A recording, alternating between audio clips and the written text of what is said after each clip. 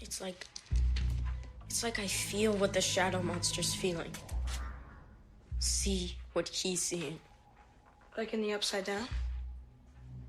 Some of him's there. But some of him is here too. Here, like, in this house? In this house and in me. It's like he's reaching into Hawkins more and more. And the more he spreads, the more connected to him I feel. And the more you see these now memories. At first I just felt it. In the back of my head. I didn't even really know it was there. It's like when you have a dream and you can't remember it unless you think really hard. It was like that. But now it's like... Now I remember. I remember all the time.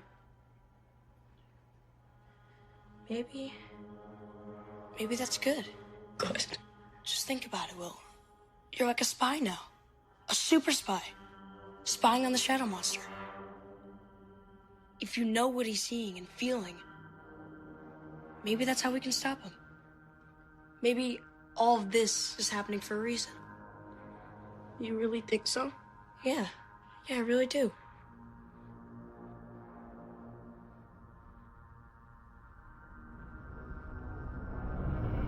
What if he figures out we're spying on him? What if he spies back? He won't. How do you know? We won't let him.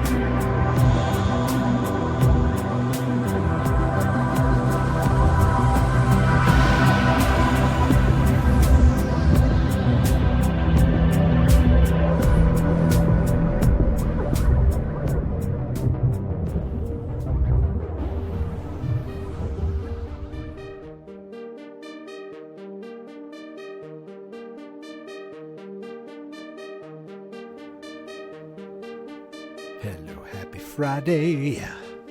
Hello, happy Friday. Doing my Neil Diamond.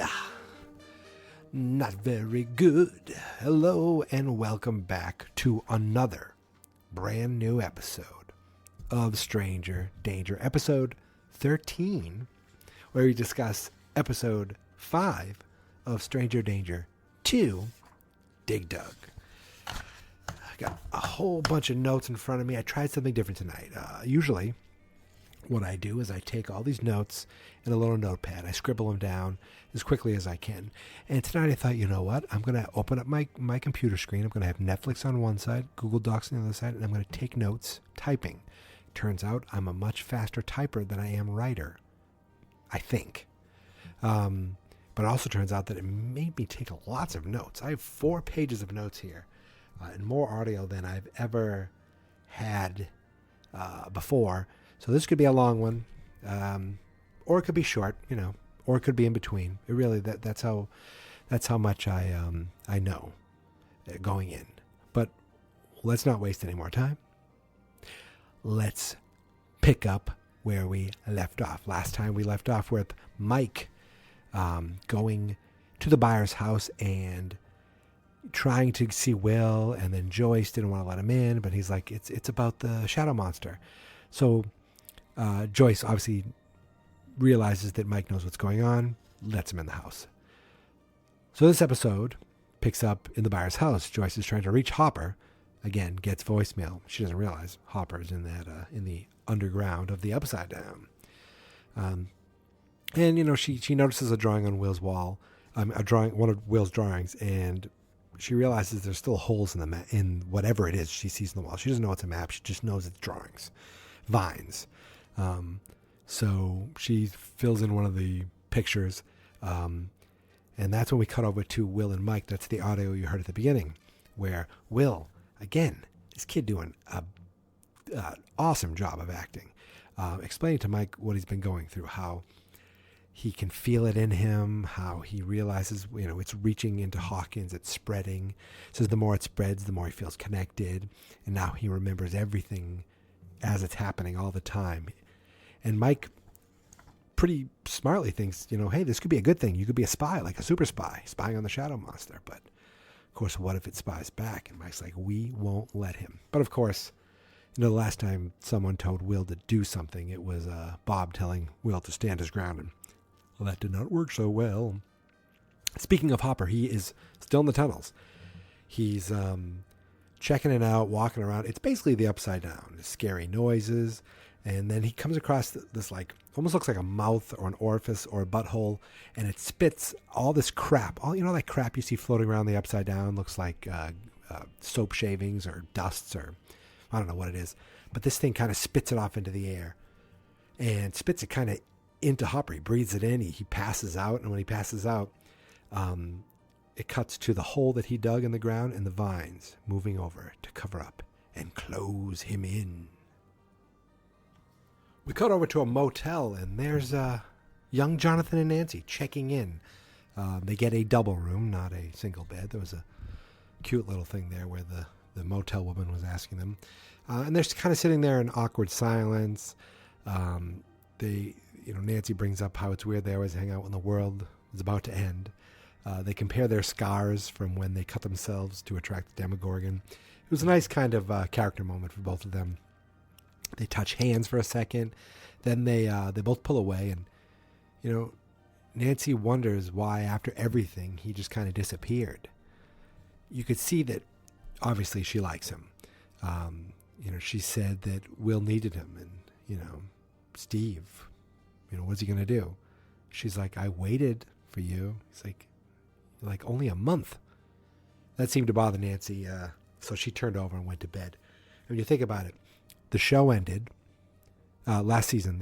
When the show ended, everything that happened, a month passed, and that's when Nancy and Steve gave Jonathan their camera, replaced the camera. So a month had passed, and then she got back together with Steve. I guess that's what they're talking about there. So they both go to bed, and we cut over to the following morning at the Byers house, and young Will wakes up. Will, what's wrong?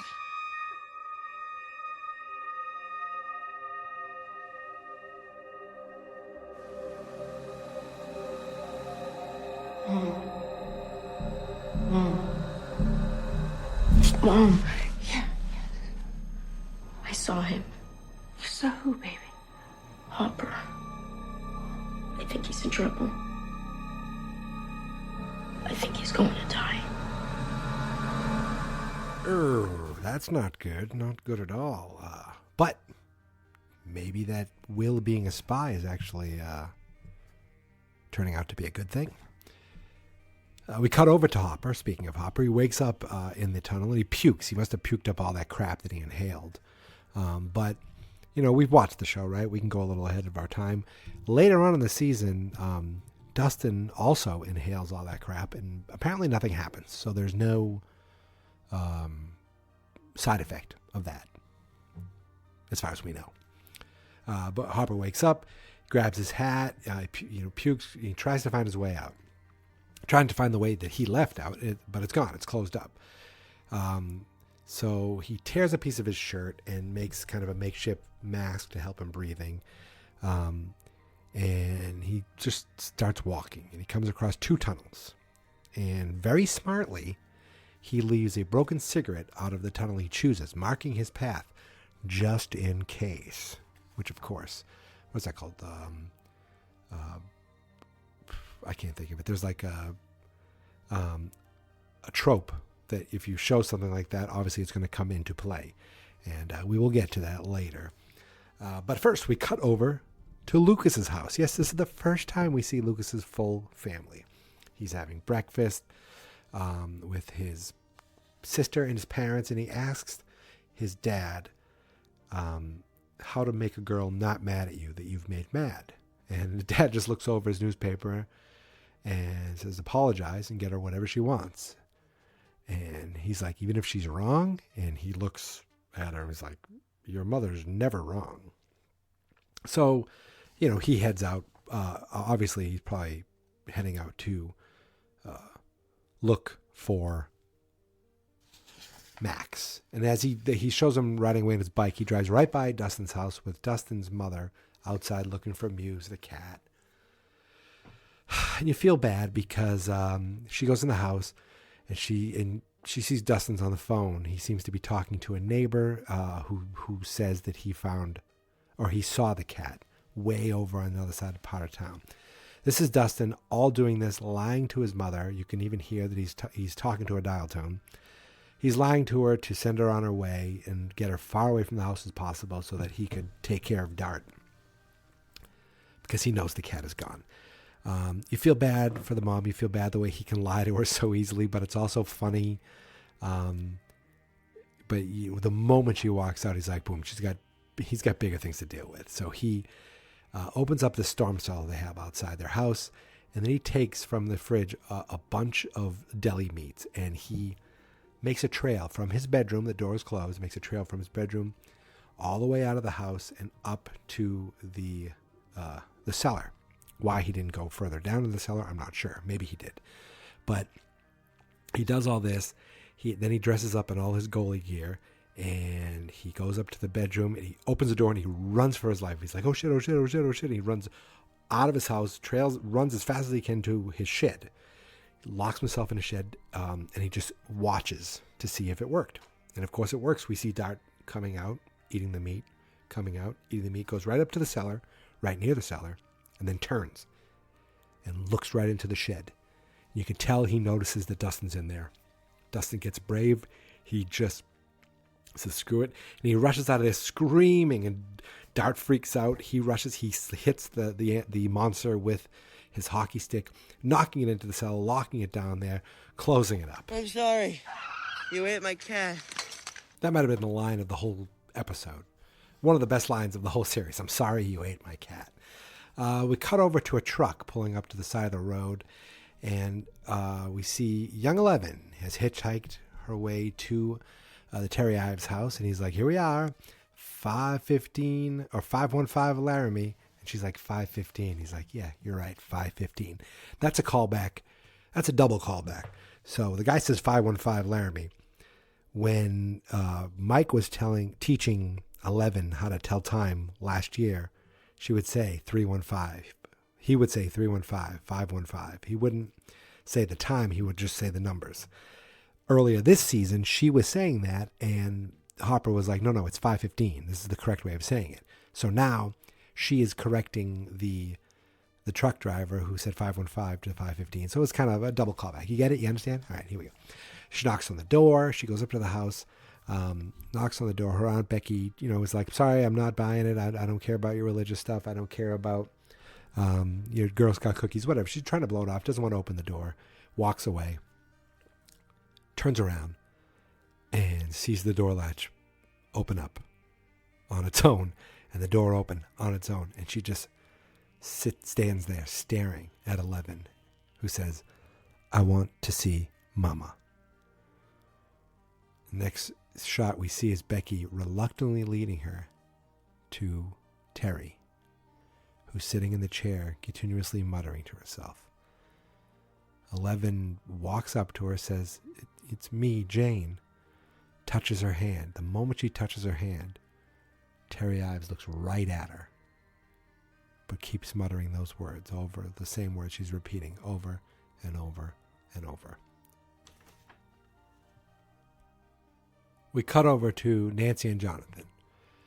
They pull up to this kind of crappy warehouse, and they're like, is this the right spot? And he looks at the address. He's like, yeah, this is the right place. They walk up to this door. It's like, has all these signs, keep away, stuff like that.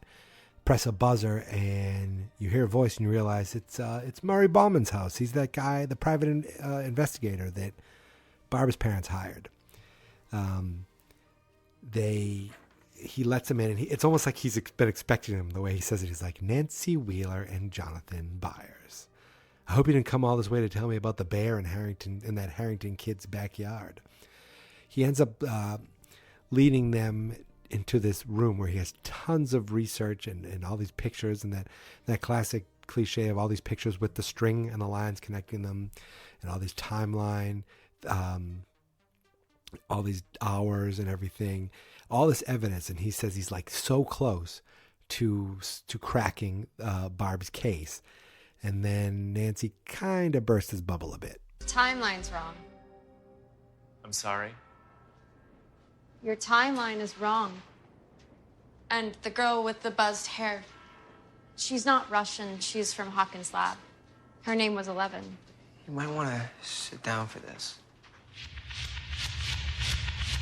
So I love that Murray had all this work done, and he had a lot of stuff there, but now he was going to finally be brought into the world. He was going to finally be told the truth. He was going to finally know everything that was going on. Speaking of someone who is just about to find out everything going on, we cut over to the arcade where Billy drops off Max.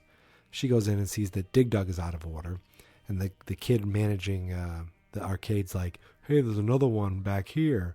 And it was all a trick to get her into the back so that Lucas could get her alone and talk to her in private, safely, where he could tell her everything. What is this shit, stalker? Sorry, I just needed a safe place. A safe place to what? Be creepy? Listen, I'm gonna tell you the truth about everything that happened last year. But if anyone finds out, you could be arrested. Possibly killed. Killed. I need to know, do you accept the risk? Oh my God, this is so stupid. Do you accept the risk? Yeah. Sure, fine. I accept the risk.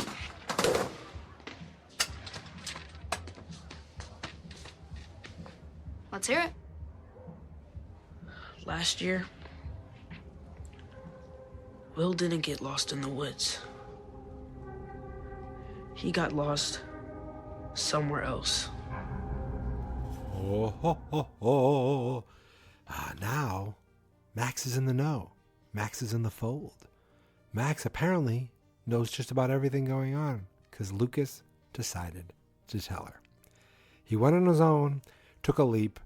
He likes her. He wants her to trust them, so he's pulled her into the group. And that's without consulting anyone else in the group. So I'm not sure how they're going to feel about this. But today, this episode, they're kind of all splintered. They're all over the place. Dustin's off trying to trap the monster that everyone else think is gone. Lucas, of course, is trying to woo Max. And Mike is hanging out with Will. Speaking of those two, they're over at the Byers' house. And Will is drawing another thing of where he thinks Hopper is. He's seen it in his dreams, so he kind of draws an area. And Joyce and Mike find a space where it would fit, stick it in there. But now Mike's like, now we have to figure out where this is. Just so happens that Bob the Brain shows up. He has a bunch of brain teasers for Will. He's like, you know, when I was a kid and when I was sick, and I was sick all the time, you know, I used to love these brain teasers. And I thought, is that another It reference where these kids think they were sick and they kind of forget about it when they're grown-ups? I don't know. I thought that was something about that just stood out to me. Why was he sick all the time? These just little Easter eggs they're putting in for us. Joyce tries to shoo him away, but then she realizes that he's Bob the Brain. Bob the Brain can help. And his reactions to seeing the drawings were pretty funny. But he's nervous. He is concerned for Joyce. He's concerned for Will. Thinks they don't look good. Thinks they don't look right. And he sees all these drawings, everything. And you could tell, I mean, he's a little, I mean, I guess the word would be concerned of what all this is, what it means, what the hell's going on. And then he notices something. What? What is it? I know that shape. It's Lover's Lake.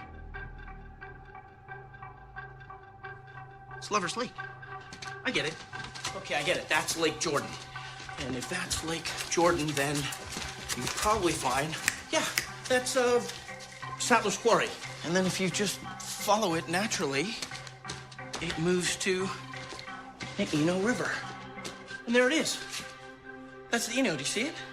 Okay, so the lines aren't roads, but they act like roads.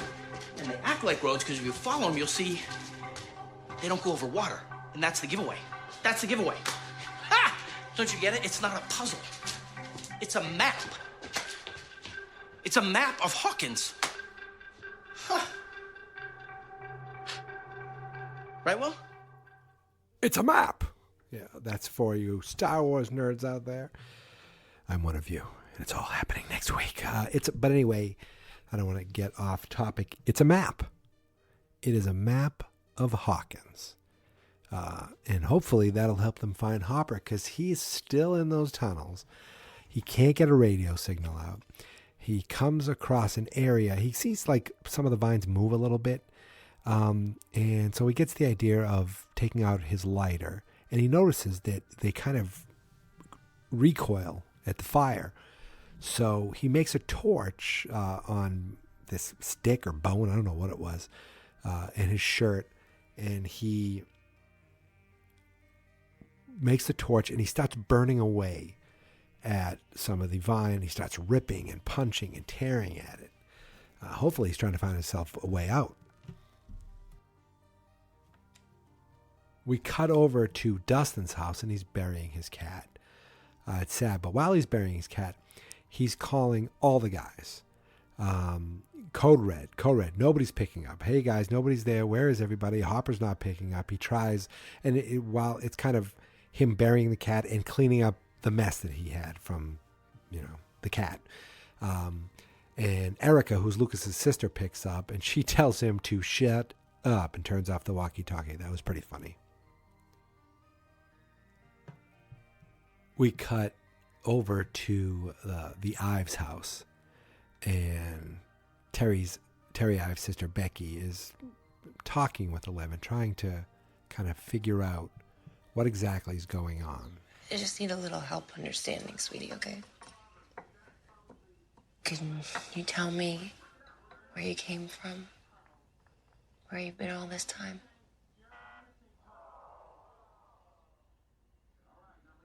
A policeman and a woman came looking for you last year.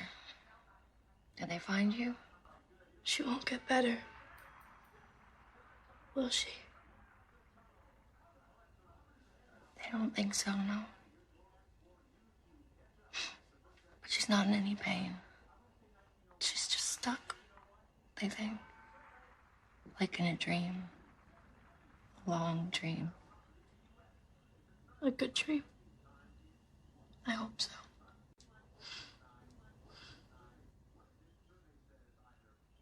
Is it the same dream? We don't know. Sometimes she says different words, but usually those. Okay, so the first thing I thought of when she said sometimes she says different words, but usually those. That explains why she didn't say those words in season 1. I haven't gone back, but I'm almost positive she's not saying those words in season 1. And I dropped my notes everywhere. She didn't say those, because she didn't say those words in season 1, now they kind of have the built-in, well, sometimes she says different words. See, that's the cynic in me, or the way, in a way, actually, it's not the cynic in me. I'm just glad they said that, because that explains why she didn't say those words in season 1. See, now there's at least an explanation, even if the explanation had to kind of be put in there to fill in the gap. Again, that could just be me overthinking it. But she goes on to say that, she never lost faith in you. She always wanted to bring you home. And Eleven's like, home? And that's when she brings her into the nursery that would have been Eleven's room. She shows her kind of, and she tells her, if you want to get a bed and stay here, you can. And Eleven's like, yeah, okay. She's like, yeah, the only thing is, at some point you got to kind of talk to me and tell me what's, tell me who you are, what's going on. It doesn't have to be today, but at some point. And 11 kind of notices the light flickering. And Becky's like, that happens from time to time. Old house, old wiring. She said her crazy aunt thinks, the house is haunted. But 11 just looks at it and sees another light flickering. And she goes from one light to the next light. And then another light flickers, kind of leading her on a path. And you realize, and 11 realizes, that these lights are calling her. They're beckoning her. And it's her mother. The last light leads her right back outside her mother's room. It's Mama. Sunflower. Rainbow. 3 to the right, 4 to the left. I don't understand. 450. She knows I'm here. For the perfect gift, the Diamond Collection. There's no made fresh every morning. Coffee dips. She wants to talk.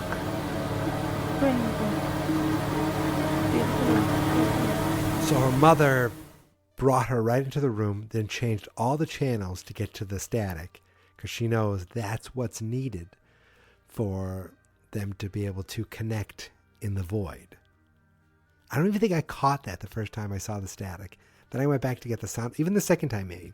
Then I went to get the sound effect and I realized, wait a second, she's putting on the static. That's why she said she wants to talk, which of course everyone else got, and for some reason it went over my head for a moment, which is really makes it perfect that I'm the perfect guy to be doing a podcast about this show. Anyway, we cut back over to Bob, Mike, Will, and Joyce, and they are working on the map.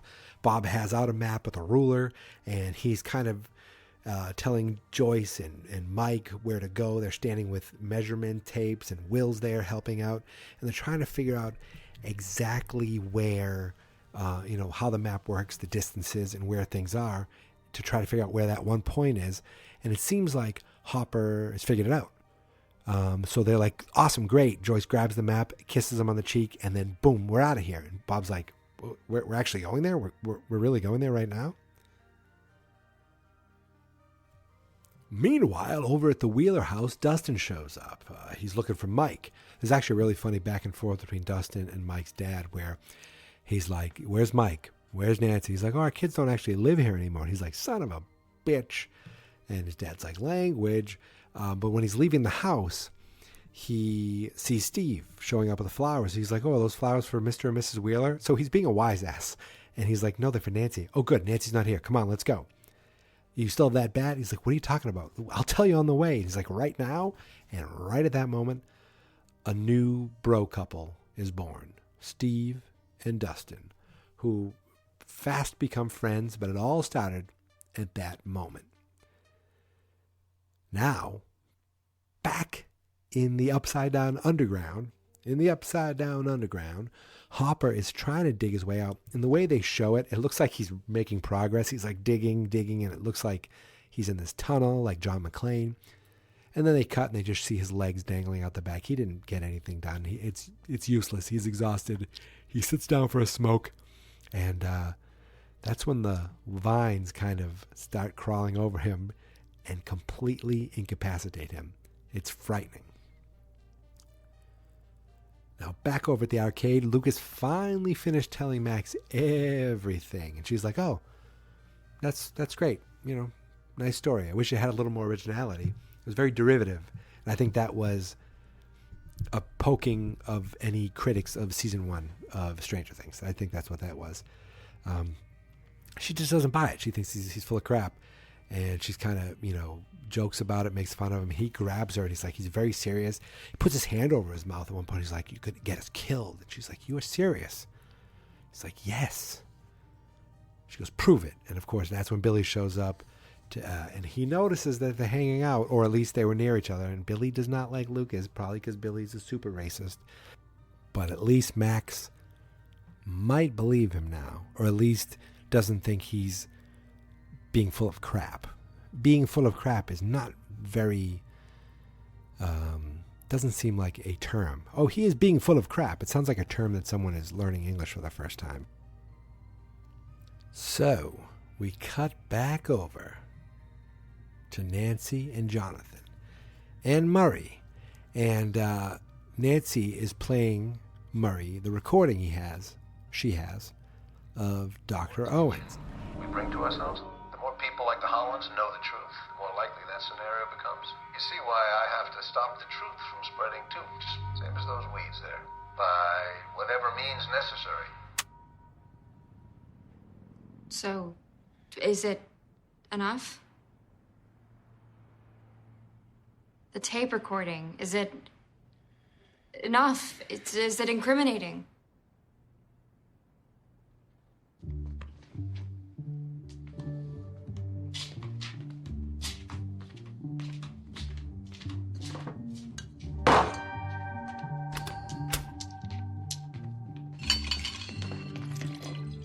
What are you doing?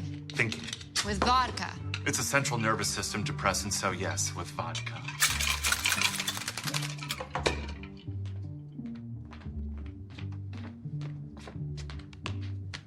Music, really? Yes, it helps me. What, think?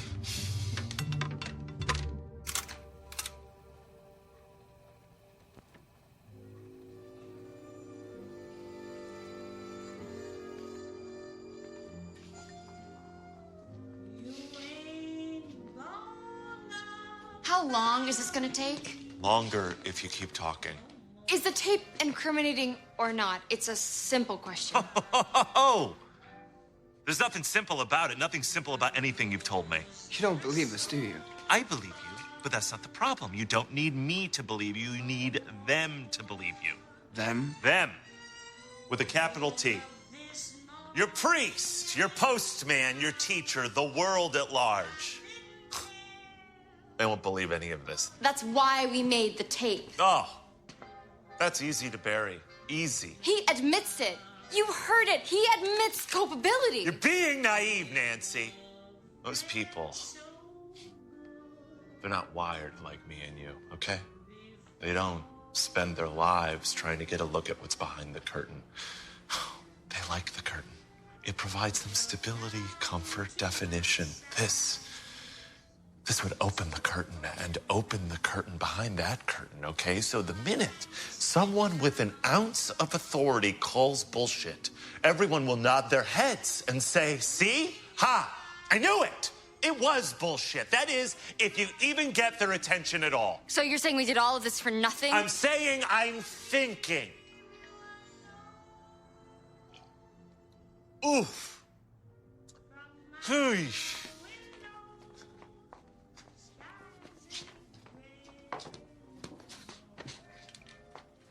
Ridiculous. That's it. That's it. What's it? It's just too strong. Too strong. Better.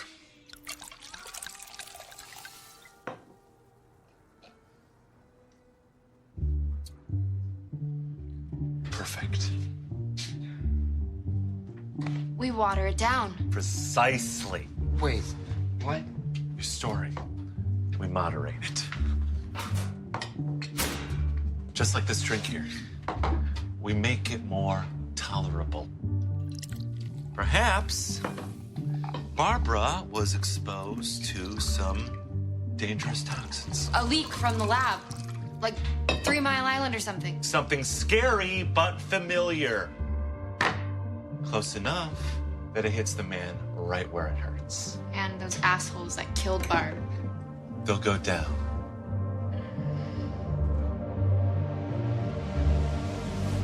Oh, I realized that audio was long, but I don't care because I thought it was great stuff and I wanted to hear it all again. But you're talking about those a-holes at the Hawkins lab. Speaking of Hawkins lab, we get a little moment with them where a scientist is kind of showing Dr. Owens all the soil from the farm. And he's like, well, it's soil. Everything seems normal until he applies some heat to it. So once heat applies to this thing, it starts spinning, almost like in a centrifuge or of a tornado, but it rises and spins. But the crazy thing is the one they're heating is spinning, and all the other ones are spinning as well, showing that they're all connected in some way. Now we cut back to the Ives house. Becky has cut some cloth for Eleven's eyes. They have the TV set on static, ready to go, and 11 goes into the void. She goes right up and she starts talking to Terry, and Terry turns and touches her, and that's when the cuckoo banana stuff starts happening. She starts seeing kind of everything that Terry wants her to see, from her being pregnant to her birth. Sometimes she's seeing things through Terry's eyes. She's hearing her sister say, "Breathe, breathe." She sees Dr. Brenner in the operating room, in the delivery room. She sees the time where Becky tells her that Jane had died. And Terry's freaking out and blaming Brenner and saying she's not dead. I saw her. She's alive. We see her in someplace in a room in her house with a safe, taking a gun from the safe. She's saying 3 to the right, 4 to the left. We see her go into the Hawkins lab. She pulls out a gun and shoots a guard. She rampages through rampages. She's walking through the halls and she sees a room with a rainbow. And she opens the door and she sees Jane. She sees her daughter. She knows she's there. And she sees another girl, an Indian girl. And if you remember from the season opener, we saw that girl with the 8 on her tattooed on her arm. But right when she gets near her daughter, the guards take her away. We see her in a room now where Brenner is there, and he's giving her electroshock therapy. We see the guy giving her the shock therapy, and he says 450. And, she shocks him with that. And she's just been reliving these moments over and over and over and over. Breathe, breathe, 3 to the right, 4 to the left, rainbow, 450. Over and over and over. And you realize that's why she's repeating these things, because that's what's going through her head over and over and over and over. And she finally shows 11 it. 11 just comes out of the trance, and she's just like freaked out. She's exhausted. She's scared of what she just saw.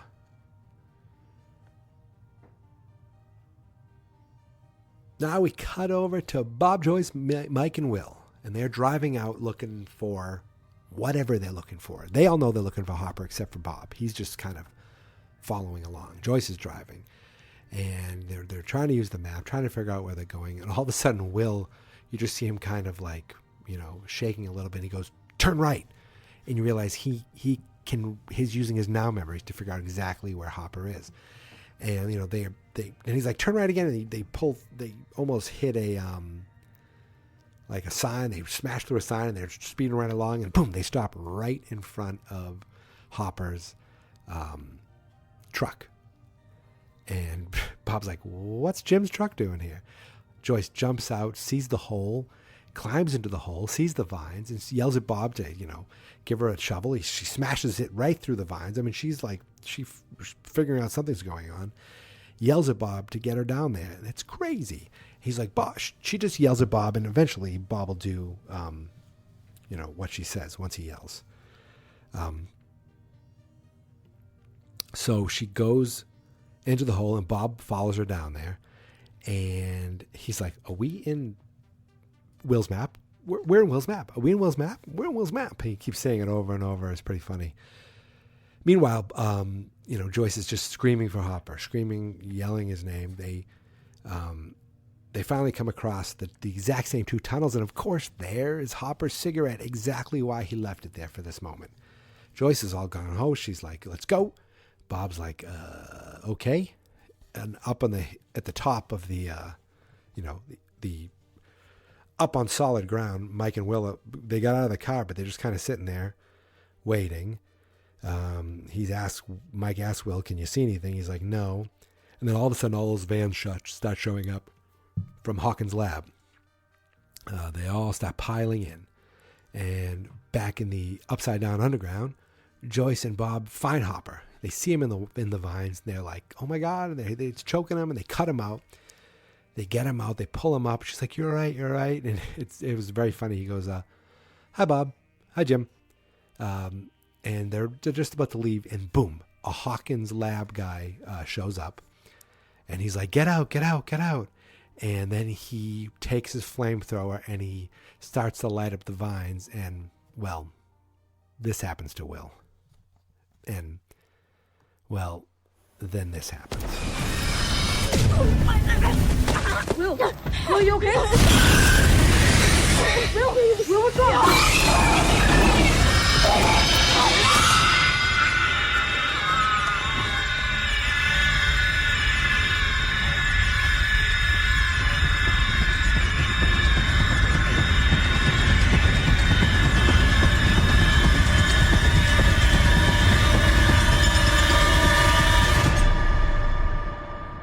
Oh my Lord. What a sound. Was that the sound of the burning vines or the sounds coming out of Will? It sounded like a mixture of both, but the connection between him and this mind flayer has come like full circle. I mean, I don't know if that's the correct way of using full circle, but it's come to a head. Maybe that's it, where the thing is being burned probably because of something that Will did, and now Will is suffering because of that. I mean, Will is just suffering because the mind flayer, the shadow monster, is suffering as well. But oh, what a crazy way to end the episode. Will just gyrating and freaking out and just shrieking in a horrible, horrible way, with his mother not there to know what's going on. But that's how the episode ends. That's how episode 5, Dig Dug, ends. Oh boy, what did we learn? That's what I like to do at the end of at the end of every episode. I like to go through and say, hey, what did we learn? Well, we learned that Nancy and Jonathan have a plan that involves that investigator Murray. And Murray has a plan that he has a grand idea of slowly but masterfully way. This is in English language. But he has a plan. Of not hitting them over the head with all the craziness, but giving them part of it, enough that makes it realistic, makes it real enough that everyone will buy into it and Hawkins will be going down. We learned that Dustin had to cover for the fact that Dart ate his cat, sent his mom on a wild goose chase, buried Muse, and then figured out a way to get Dart locked into the cellar. He feels bad about it, but hey, it ate his cat. Lucas, we learned he wants to get Max back in his good graces, and he realized that to do that, he needs to tell her the truth and tell her everything. Did she buy it? Not quite right away, but you see there's some sort of connection between the two of them, and he probably did get through to her, but not before Billy came and picked her up and got really mad at the fact that she was hanging out with him again. We learned that Hopper is trapped, or was trapped. He saw that fire hurt it, but he probably saw that before when they were burning it. He couldn't get out. He was pretty much, all Hopper learned was that there's tunnels. Really, he knew there were tunnels, and when he was done, he knew there were tunnels. I don't think he picked up on much of anything, to be honest with you. Bob learned a lot. Bob learned that there's some crazy stuff going on, and now he's part of it, and Joyce is part of it, and Will is part of it. He learned that Will can somehow magically draw a map of the whole of Hawkins. We learned that it's a map, thanks to Bob. We learned that the Hawkins lab now knows that some craziness is going on, probably because they saw the nuttiness going on with the soil. And I think the only other thing we learned is that Mike realized that Will's now memories can be used against the Shadow Monster as a way of a super spy. Oh, and of course, Dustin and Steve are on a path of becoming great friends. But I think that pretty much covers it. We left off with Lucas on his own, Dustin with Steve, Jonathan and Nancy are with Murray, Joyce and Jim and Bob are all coming up from the tunnels where they'll find Mike and Will. And of course, Will's not doing very good. I think that pretty much covers everything. Right? Yeah, I think it does. And you know what, folks? That's it. I thought this was going to be an extra long episode because of all the audio clips, but it turns out I just talked less. I know I played a 4-minute audio clip, but I don't care. I enjoyed it so much that I'm going to listen to it again. And at this point, I just want to say to you, thank you. Thank you. Thank you. Thank you. Thank you. Thank you for listening. Thank you for subscribing. Thank you for downloading. If you like the sound of my voice and you want a brand new car, okay, why don't you go over to iTunes right now and leave me a review? I will randomly pick one of those reviews, and I will not actually give you a car, but I will wish that you could win a car. How's that? And, you know, really, if you don't have wishes in the world, what do you have, okay? I don't have money to give you. I don't have cars to give you. I don't have anything to give you except my gratitude, and I appreciate it. You can find me, Mikey C, on Twitter at Geek Mentality. The website is fansnotexperts.com. This is the podcast. It's Stranger Danger, but it's also part of the Geek Mentality podcast. If you subscribe to Geek Mentality, you already get this, and you're going to get what's bound to be my Star Wars episode that's going to be coming out pretty soon. And, I mean, what else do I got to tell you? Oh, we have a couple new podcasts coming to fansnotexperts.com. My cousin is doing a Metallica podcast called the Metallicast, and that kind of spawned me, or spurred me, or got me excited about a podcast I used to do years ago called the Maiden Fan Podcast, a podcast all about Iron Maiden. So I found all the old episodes, and I'm going to start putting those back up. There's going to be a podcast, there's going to be iTunes, all those are going to go back up. And then the fun happens. Then the new episodes start happening. Because why not? Why not? I'm very tired, and I'm done. And until next Friday, be safe. If you're in the snow like I am tomorrow, shovel. Be careful. And but beyond anything else, all you have to do is believe in the magic of Christmas. And beware. Beware? Beware the shadow monster. I'm going to go watch the end of the Celtics game now. Goodbye.